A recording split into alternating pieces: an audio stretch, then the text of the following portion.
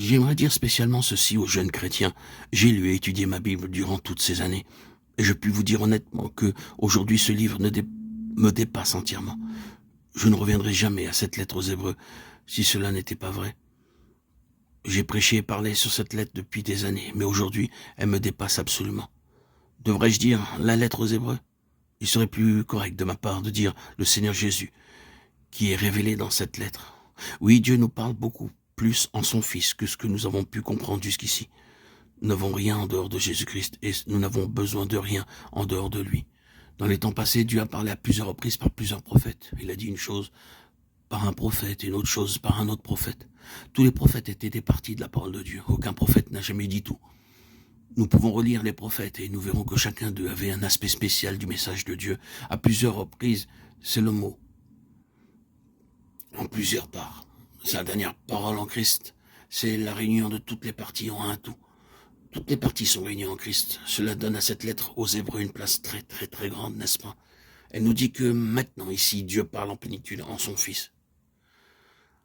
Et il se trouve, à côté de cela, l'appel à nous attacher d'autant plus, Hébreux 2, 1, parce que cette parole est d'autant plus pleine que tout ce qui avait été dit auparavant. Il est dit ensuite que dans les temps anciens, Dieu avait parlé de plusieurs manières, non seulement plusieurs portions, mais de manières différentes.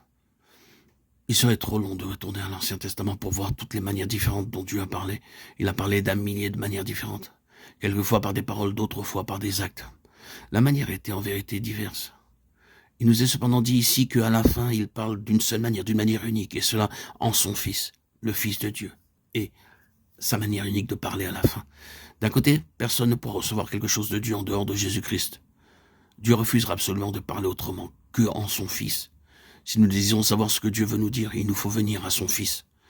D'un autre côté, nous avons Jésus-Christ, tout ce que Dieu désire nous dire. Cette lettre aux Hébreux nous présente Dieu comme un Dieu de dessein et elle continue à nous montrer que son dessein est concentré et se résume en son Fils. Cela nous est dit au commencement de cette lettre de trois manières. Premièrement, dans la personne de son Fils, regardons simplement ceci. En ces derniers temps, Dieu nous a parlé en son Fils, celui qui l'établit héritier de toutes choses et par lequel il a fait le monde, celui qui étend le rayonnement de sa gloire, l'empreinte même de sa personne. Nous voyons que tout le premier chapitre consiste à nous présenter le Fils de Dieu. Dieu parle de son Fils, nous dit qui il est, combien grand est ce Fils. Ensuite, il présente le Fils en termes de rédemption et il a accompli la purification des péchés. C'est une simple phrase, mais combien de chapitres suivront maintenant pour expliquer ce qu'est la rédemption? Tous ces chapitres sur le sacerdoce et le sacrifice sont liés à cette seule phrase. Dieu parle en son Fils concernant la rédemption. En troisième lieu, il parle en son Fils concernant la gloire. Le Fils est le rayonnement de sa gloire. Et il veut amener beaucoup de fils à la gloire. Hébreux 2:10. Parce que, après avoir accompli la purification des péchés, c'est assis à la droite de la majesté divine dans les lieux très hauts. Dieu parle en son Fils, qu'il a maintenant glorifié, et qui s'est assis à sa droite.